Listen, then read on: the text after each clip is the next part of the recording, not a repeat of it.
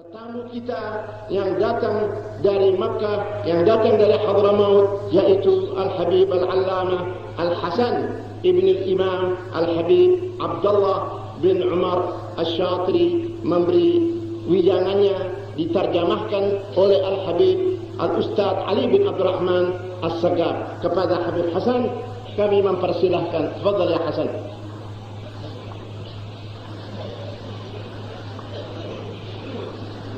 Ini Habib Hasan, dia kesana kemari semua untuk dakwah ilallah. Dia pergi di mana-mana semuanya untuk menjalankan dakwah kepada Allah. Karena ayahnya Al-Habib Abdullah salah satu ahli doa, salah satu ad-da'i ilallah, wa anaknya juga anaknya pula menjadi khalifah dia punya ayahnya. Sekarang kita akan dengar dia punya pembicaraannya akan diterjemahkan oleh Al-Habib Ali Al-Ustaz Ali Al-Sagab. Allah.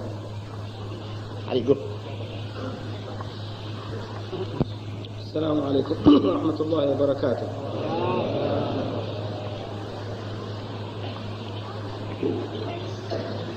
يقول النبي صلى الله عليه وسلم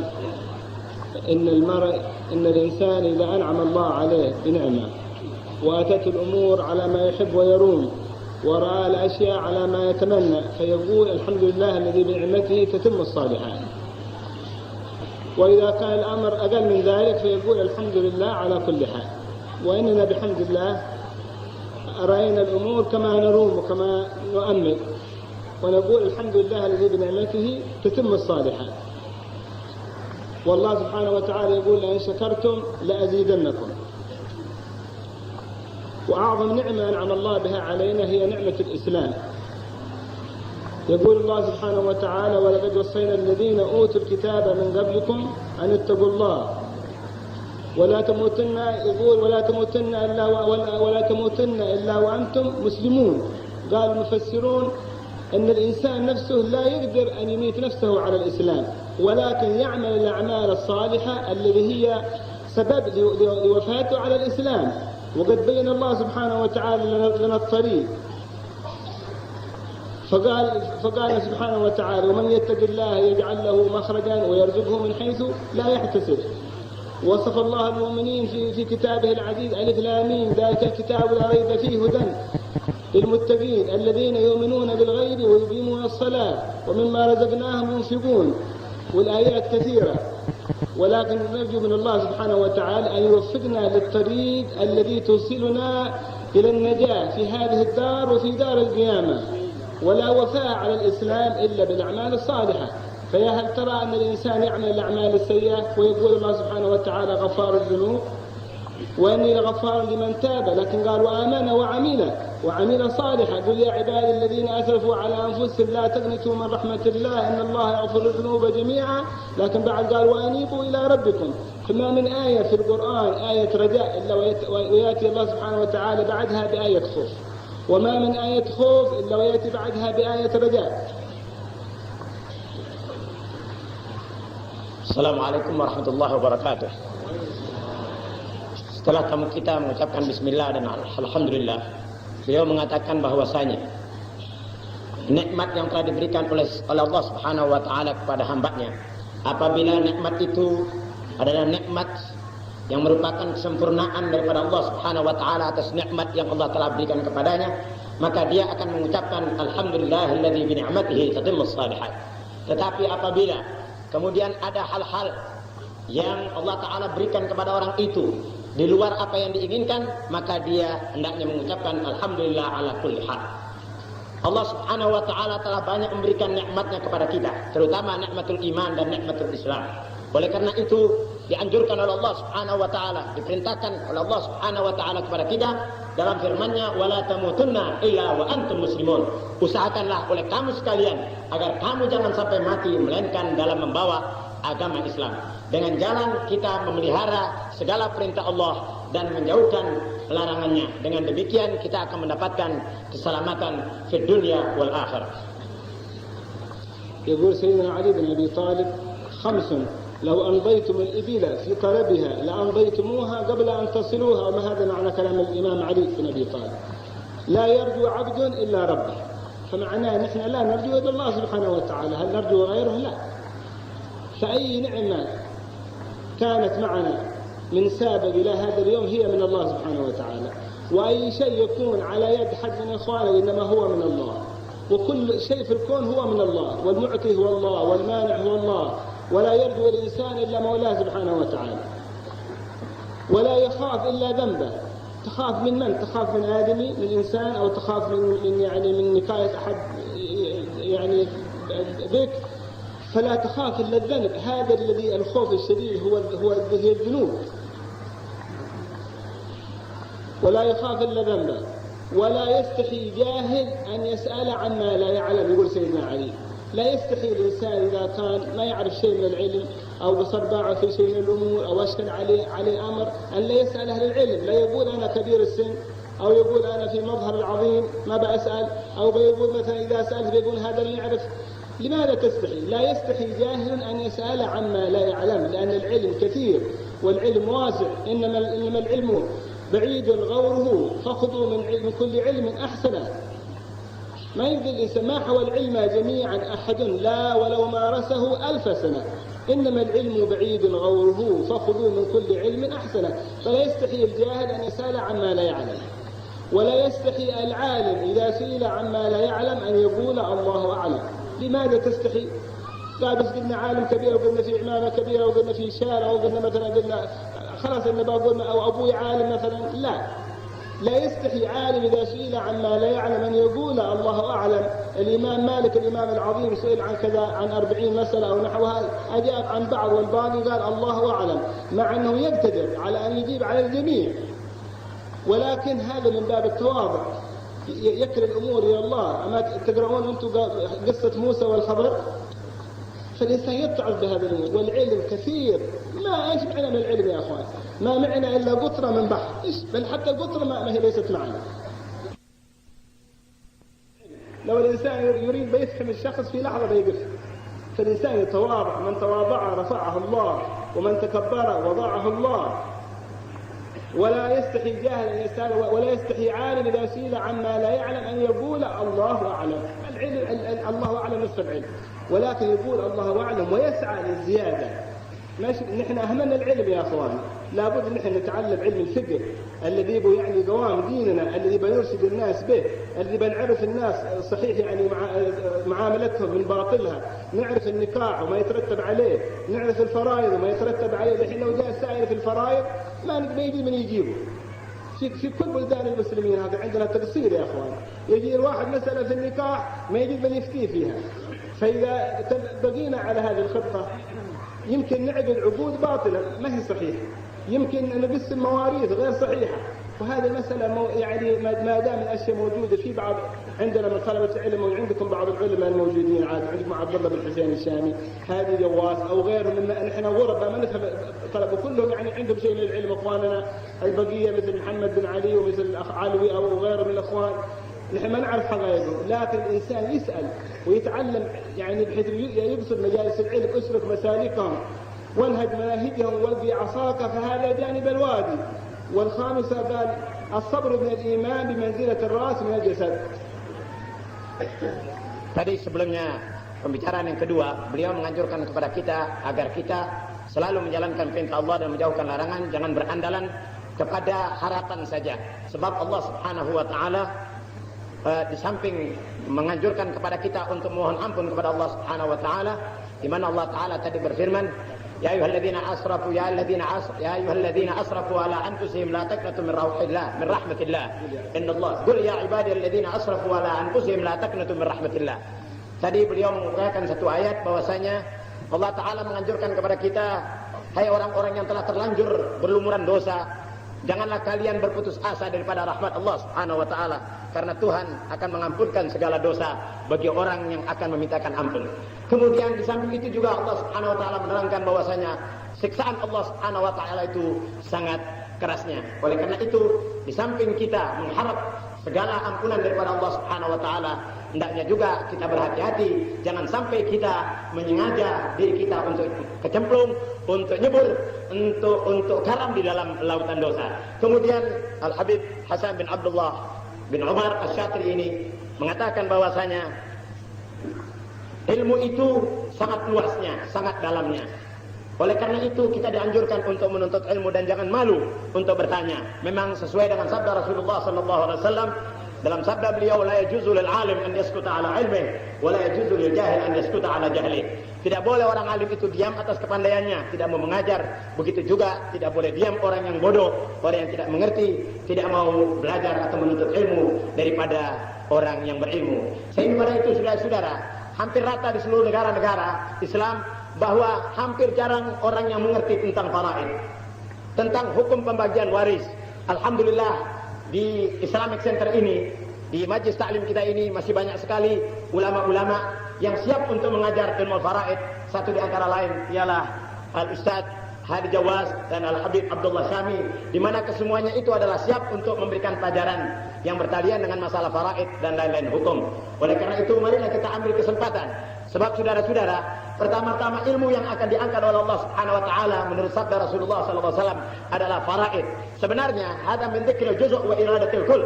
Yang disebut sedikit faraid, padahal yang akan diangkat nanti oleh Allah Subhanahu wa taala pertama-tama adalah ilmu fikih yang bertalian dengan masalah hukum-hukum Islam. Oleh karena itu perlu perhatian dari segenap umat Islam, terutama pemuda-pemuda, agar kita kembali menuntut ilmu Allah Subhanahu wa taala. وإننا نشكر إخواننا الذين يقوموا بالدعوة في هذه البلاد الواسعة، نشكرهم جميعهم، ولكن يجب على الجميع أن يبثون ينشرون العلم، لأن العلم هذا هو الشيء العظيم الذي به الحياة الحقيقية. ليست الحياة حياة الدنيا، إنما الحياة حياة العلم. فالأحياء الحقيقة هم أهل العلم، والأموات هم أهل الجهل.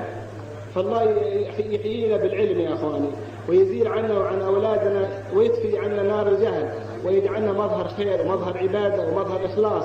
قال المتقدمون أن طريقة السادة العلويين هي في 5 أشياء: في العلم والعمل والإخلاص والخوف والورع. هذه هي الكتاب، هذه هي الإحياء، وهذا هو الكتاب العلم. فمن عرف من العلم شيء يعمل به. العلم والعمل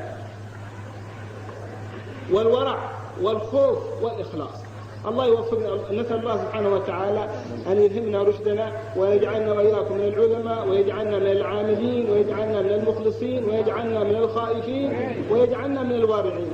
وخير الكلام ما قل ودل، والله يتولانا ويتولاكم، ويجعلنا ويرضي عنا نبينا محمد صلى الله عليه وسلم. وأن هذه الجموع مما تقر بها عين النبي صلى الله عليه وسلم، وروحها موجود فيها، وهذه كل ثمرة التواضع. شو يا أخوان، هذا الحبيب علي بن عبد الرحمن الحبشي عرفته، هذا ثمرة التواضع. من تواضع رفعه الله. من يريد فضيلة التواضع يشوف هذا الجموع، لأن الحبيب علي كان معروف بالتواضع. عرفتوه كيف؟ تواضعه وأدبه. قال يقول الإمام الشافعي: اجعل علمك ملحا وأدبك دقيقا. اجعل علمك ملحا وأدب. رأيت أدبه، ورأيت تواضعه، ورأيت خوفه، ورأيت ورعه، وهذا ثمرته. فنحن مثل ما عطاهم الله يعطينا، ومثل ما منحهم يمنحنا، ويبقي هذه أسرارهم فينا وفي أولادهم، في الأخ محمد وفي بقية الناشرين الدعوة من إخواننا في هذه البلاد، ويحلينا وإياهم بالإخلاص، ويحلينا وإياهم بالنور بالهيبة وبالوقار، لحتى يكون لهم النفع. لأن أهل البيت هم النجوم، هم أمان الأرض فالذكر، وسفينة للنجاة إذا خفت من طوفان كل أذى. فالله يحفظنا وإياهم، وينشر فينا جميعا نور العلم، ويحدينا بالعمل بالعلم، ويحفظنا ويحفظ نسائنا يا أخوان، ويحفظ بناتنا من هذه النار المحرقة، النار التي بحيث أنها خطيرة علينا وعلى إسلامنا، ولكن ما نقول إلا غارة يا رسول الله. غارة غارة السلف الصالح وغارة المتقدمين، لأن هذا الوادي منظور إليه من السلف. قال الحبيب أحمد بن حسن العطاس: كان أهل سلفنا العالي ما لهم نظر إلى أندونيسيا، ولكن لما كانوا أولادهم فيها صاروا ناظرين إليها، وهذه كلها بركة أنظارهم. والله يمتعنا بإخواننا، بالأخ محمد وبجميع إخواننا اللي قايمين بالدعوة بشيابتنا، الحبيب عبد الله بن سالم وغيره، لأن نحن غرباء ما نفهم أكثر إخواننا، فكلهم فيهم الخير وفيهم البركة، ونسأل الله ينفعنا بهم ولا يحرمنا بركتهم، ويطيل أعمارنا وأعماركم، ويجعل هذا الجمع عايد علينا وعلى جميع المسلمين. قرأوا صحيح الإمام صحيح البخاري، يعني أحاديث الرسول شفاء للقلوب.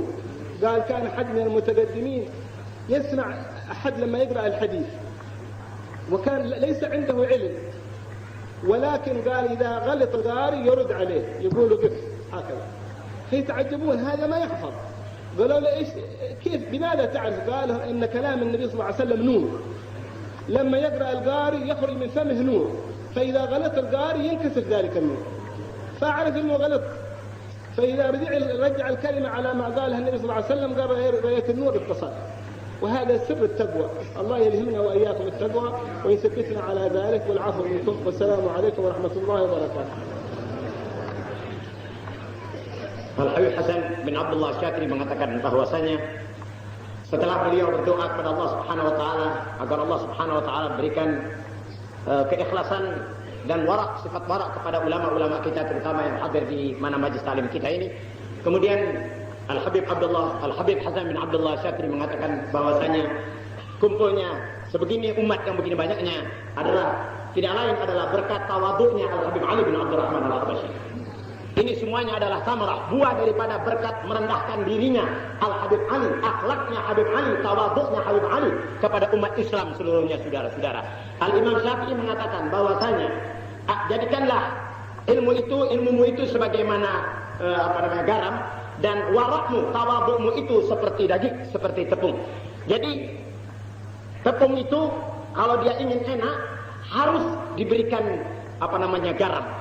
Jadi walaupun ilmu seseorang itu sedikit, tidak begitu banyak, tetapi kalau merendahkan dirinya, tawaduknya, akhlaknya, waraknya, sopan santunnya, budi pekertinya baik, insya Allah si tepung tadi enak dimakan, saudara-saudara. Begitu kata Imam Syafi'i radhiyallahu taala anhu. Memang sebagaimana pujangga Islam berkata dalam sebagian daripada baitnya, tawadhu' takun kan najmi la hali nadirin ala safahatil ma'i wa huwa rafi' wa la takun dukhani ya'lu bi nafsihi ala tabaqatil jawi wa huwa radhi'.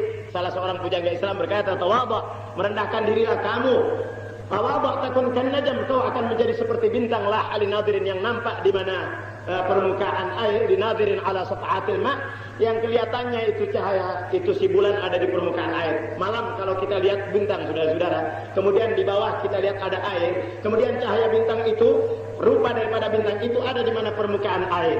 Ya, kita disuruh supaya kita begitu, saudara-saudara. Walaupun kita orang pangkat, orang tinggi, orang miliuner, orang yang berharta dan segala macam, hendaknya kita jangan terlalu tinggi. Hendaknya semacam itu si bintang, mainnya di bawah juga, mau bergaul dengan orang yang bawah. La al-nadirin, kelihatan bagi orang yang bawahan itu ada selalu. Giliran kesusahan ada, giliran ada kesenangan ada. Begitu saudara-saudara, ala safahatil ma'i, walaupun dia sebenarnya kelihatan ada di bawah, padahal dia orang atas, orang tinggi. Ala safahatil ma'i wa huwa rafi'.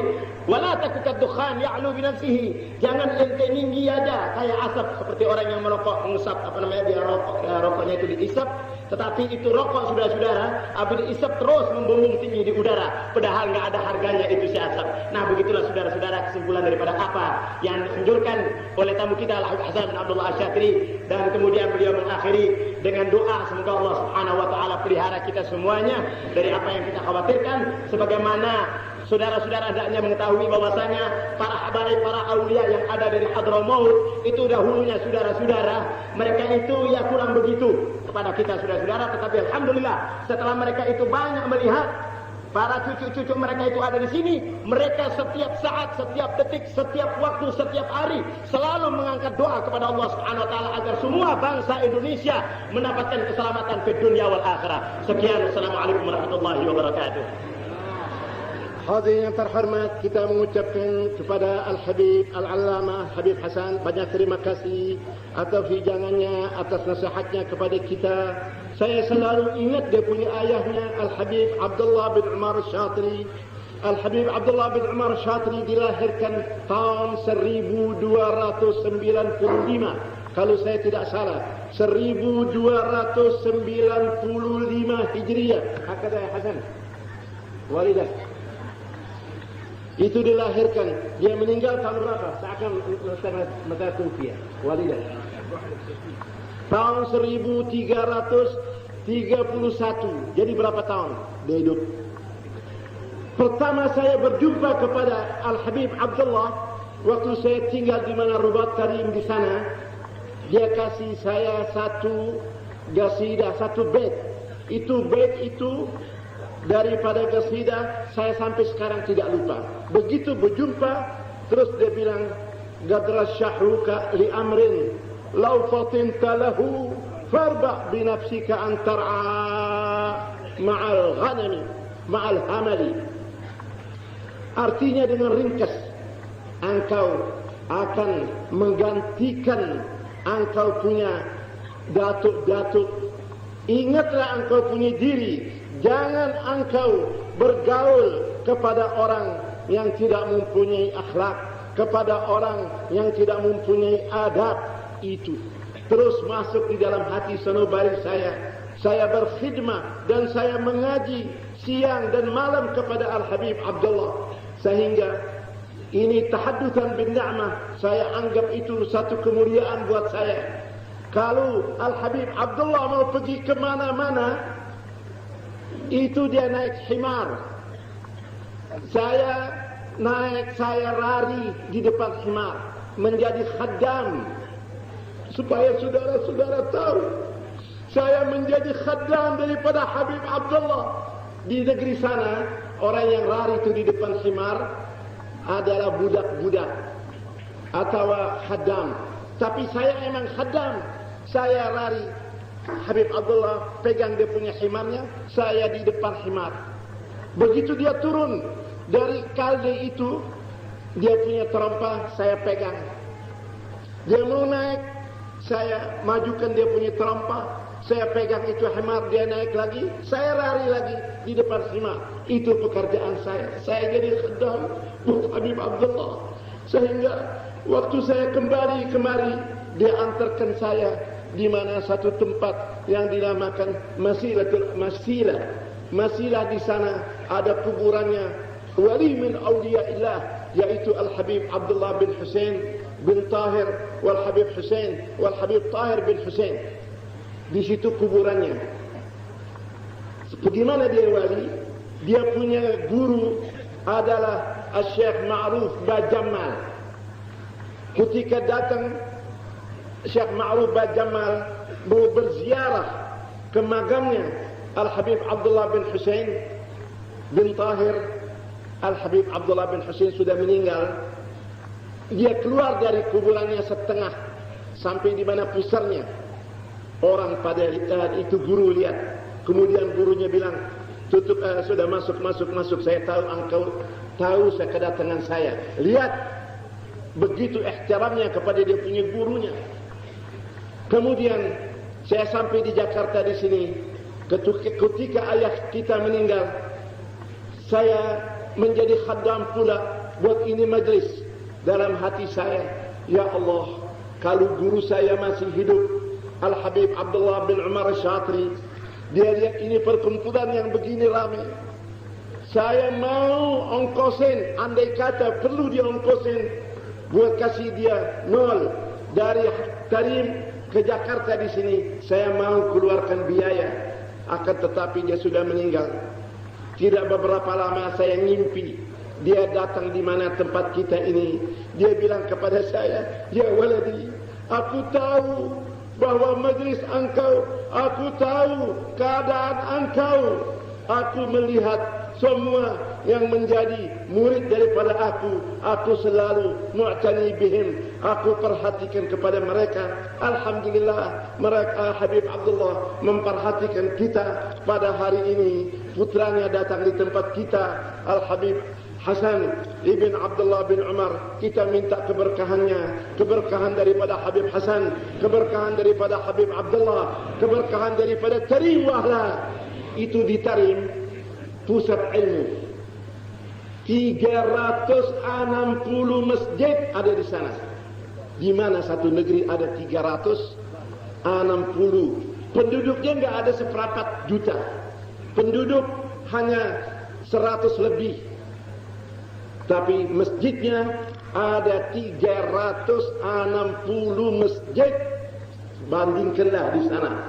Kebanyakan sana aulia. Sampai di sini saja kalau kita ceritakan yang berkenaan dengan Habib Abdullah, yang berkenaan dengan Al-Habib Tarim Wahla, tidak muat ini tempat. InsyaAllah minggu yang akan datang kita akan merayakan Mi'rajnya Rasulullah.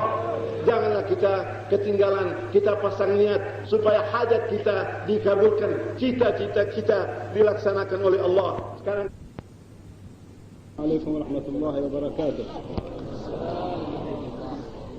الله سبحانه وتعالى يقول وأن هذا صراطي مستقيما فاتبعوه ولا تتبعوا السبل فتفرق بكم عن سبيله. قال القائل ذي المعالي فليعلون من تعالى هكذا هكذا وإلا فلا. فالطريق قال بعض الصوفية يقول الطريق واضح والعطر نافح ولكن أين من ينشق الرواية. والموضوع اليوم في موضوع الدرس اليوم على ما يقول الأخ محمد إنه في بر الوالدين، وبر الوالدين هو من أعظم الأعمال. الله سبحانه وتعالى يقول ووصينا الإنسان بوالديه ولا تقل لهما أف ولا تنهرهما وقل لهما قولا كريما وقضى ربك ألا تعبدوا إلا إياه وبالوالدين إحسانا. فبر الوالدين هو من أكبر الكبائر. فالإنسان إذا عنده والدين إذا كان في قيد الحياة فليغتنم برهما قبل أن يفقدهما، وقبل أن يبكي فلا ينفع البكاء، وقبل أن يندم فلا ينفع الندم. فبار والديه هو جدير بأن يسمى بالصالح. ومن هو الصالح؟ قال القائم بحقوق الله وحقوق عباده. وأعظم العباد وأعظمهم يعني أن يفيد الإنسان بحقه من العباد هم الوالدان. فمن الغلط مننا تريد الواحد أخلاقه مع الغير حسنة وحسناته إلى الغير حسنة، ولكنه إذا نظرت وسمعت عن أفعاله مع والديه تريد عاقا لهما ولا يأخذ بخاطرهما ولا يحسن إليهما ولا يمتثل أمرهما، بل هو يعني يكاد إنه يخالف أمرهما في كل شيء. وفي الحديث عن النبي صلى الله عليه وسلم يقول من أصبح مرضيا لي مسخطا لوالديه فأنا عنه ساخط. في الحديث القدسي هكذا يتكلم النبي صلى الله عليه وسلم عن لسان الحق جل وعلا، من أصبح مرضيا لي مسخطا لوالديه فأنا عنه ساخط، ومن أصبح مسخطا لي مرضيا لوالديه فأنا عنه راضي. يكفي نحن هذا الحديث. السلام عليكم ورحمة الله وبركاته. Judul majlis taklim kita pada hari ini adalah pembicaraan yang berkenaan dengan birrul walidain. Allah Subhanahu wa taala berfirman, "Wassaynal insana biwalidayhi husna." Allah taala memesankan wassaynal insana biwalidayhi husna. Kami pesankan kepada manusia agar berbuat baik kepada orang tuanya. Kemudian ayat yang berikutnya, "Wa qadara rabbuka alla ta'budu illa iyyahu wa bil walidaini ihsana." Allah taala berfirman, kami telah putuskan. Allah Ta'ala wa qadha rabbuka alla ta'budu illa iyyah. Allah Ta'ala memutuskan agar jangan menyembah kecuali kepada Allah Subhanahu wa Ta'ala, wa bil walidaini ihsana, dan berbuat baik kepada orang tua. Sungguh daripada dosa yang besar di mana anak itu membantah kepada orang tua. Kedapatan ada manusia, orang atau anak kepada orang lain baik, tetapi kepada orang tuanya sungguh menyakiti hatinya. Sungguh sabda Rasulullah sallallahu alaihi wasallam cukuplah untuk kita. Nabi bersabda, siapa di pagi hari dia membuat senang kedua orang tuanya, man asbaha murdiyan li, siapa orang membuat senang aku, begitu kata Rasulullah sallallahu alaihi wasallam, yang berarti membuat senang Allah Subhanahu wa taala. Namun tingkah laku daripada anak itu membuat murka aku dan membuat murka Allah Subhanahu wa taala, maka Allah Ta'ala akan murka dan aku pun akan murka kepada anak yang semacam itu. وفي الحديث عن النبي صلى الله عليه وسلم يقول بروا آباءكم تبركم أبناؤكم، فمن أراد ويعني وهو حريص على أن يبرون أولاده فليبر والديه. Rasulullah sallallahu alaihi wasallam bersabda, baktilah kalian, birru abaakum tabarrukum abnaukum, baktilah kamu sekalian kepada orang tua-tua kamu, nanti kamu semuanya akan dibaktikan lagi oleh orang tua-tua kamu. Siapa di antara kamu ingin agar anak-anak kamu semuanya nanti akan bakti kepada kamu, maka berbaktilah dahulu sekarang kepada orang tua-tua kamu. Niscaya mereka akan bakti nanti kepada kamu. وبر الوالدين هو يحتوي على مطالب كثيرة، فمن جملتها آداب. فالآداب هو أن لا يستكبر والديه إذا هما جالسان أو لا يستدبرهما بظهره. كانوا كثير من المتقدمين إذا كان والده حاضر لا يستدبر يعني أباه ولا أمه، يخرج على وراه حتى يخرج خارج المنزل ثم يمشي إلى طريقه وإلى قصده. هذا من جملة الآداب. ثانيا أن لا يرفع صوته فوق صوتهما كما ما قال الله، ولا تقل لهما أف. قال المفسرون لو كان هناك كلمة أقل من أف لذكرها الله سبحانه وتعالى عز وجل. Dalam berbakti kepada orang tua perlu diketahui beberapa adab, di antaranya kita sebagai anak tidak boleh membelakangi orang tua kita. Bahkan di antara guru-guru kita, orang tua-tua kita, apabila dia akan pergi ke suatu tempat, dia tidak melalui depan orang tuanya, dia cari jalan ke belakang. Itulah salah satu akhlak daripada akhlak seorang anak ke hadapan orang tuanya. Dan kedua, dia tidak mengangkat suaranya lebih tinggi daripada suara orang tuanya. Karena Allah Ta'ala berfirman, وَلَا تَقُلْ لَهُمَا أُفٍّ وَلَا تَنْهَرْهُمَا وَقُلْ لَهُمَا قَوْلًا كَرِيمًا. Yang berarti jangan kamu sekalian, jangan engkau berkata uff. Kalau seandainya ada perkataan yang lebih baik daripada uff, lebih atau bisa dicatatkan oleh Allah Ta'ala dalam Al-Qur'annya yang lebih halus daripada uff, maka Allah Ta'ala sudah catatkan. Tetapi tidak ada lagi kata yang lebih untuk diucapkan, untuk dikatakan dan ditulis dalam Al-Quran lebih daripada uff, maka sekadar uff lah. Kalau uff sudah tidak boleh, apalagi lebih daripada itu. يحكى عن بعض المتقدمين أنه دعاه والداه، دعا أبوه أو أمه فأجابه برفع صوت، فبعد ذلك فكر في نفسه ورجع قال هذه إساءة أدب مني، فاشترى عبدين واعتقهما لوجه الله، وقال عسى أن يكون ذلك تكفير لهذه السيئة. Ada orang dulu pernah berkata kasar kepada orang tuanya. Setelah dia berkata kasar, dia menyadari bahwa perkataannya ini tidak benar, bertentangan dengan ajaran agama. Kemudian dia menyesal, setelah menyesal dia membeli 2 budak. Dengan harapan, dengan dia beli budak ini kemudian dia merdekakan, kiranya akan menjadi penebus daripada dosa yang pernah dia lakukan kepada orang tuanya, berupa perkataan kasar kepada orang tuanya. ولا تنهرهما وقل لهما قولا كريما واخفض لهما جناح الذل من الرحمة وقل رب ارحمهما كما ربياني صغيرا. فمن هنا يجب على الإنسان يدعو لوالديه. إذا بغيت أولادك يدعون لك ويهبون لك يعني الصدقات يعني لجلب يعني الخير لك في قبرك، فأنت أحسن الآن ما دمت في قيد الحياة لوالديك إذا كانوا موجودين، وإذا هما قد توفاهم الله، لأن الصدقة والدعاء بالإجماع على أنه يصل ثوابه لأهل القبور للأموات. فيتصدق الإنسان على حسب استطاعته بنية المغفرة ويهب ثواب ذلك لوالديه، فالصدقة يصل ثوابها إليهم وإلى جميع الأموات. وكذلك الدعاء، فنحرص على الإخلاص في الدعاء للوالدين، لأنهما من أحق ببرك. في الحديث هنا قالوا أمك ثم من؟ قال أمك ثم من؟ قالوا أمك، وفي الرابعة قالوا أبوك. وكل له حق، وكل له يعني مطالب يجب أن نقوم بها نحوهما.